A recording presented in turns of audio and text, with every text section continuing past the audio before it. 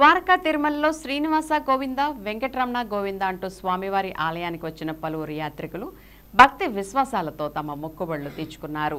స్వామికి ప్రీతికరమైన రోజు శనివారం కావడంతో ఆలయానికి దాదాపు 8 నుంచి 10,000 మంది పైబడి యాత్రికులు వచ్చి స్వామి అమ్మవార్లను దర్శించుకున్నారు.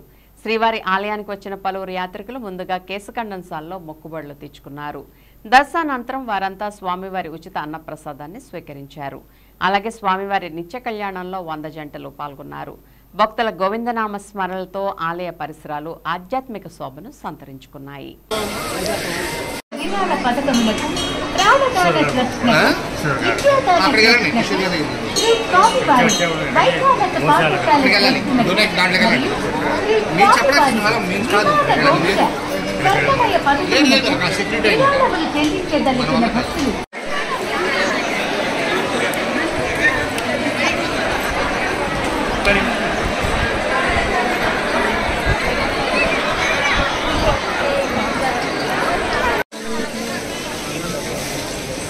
మా రండి మధ్యలో అక్కండి.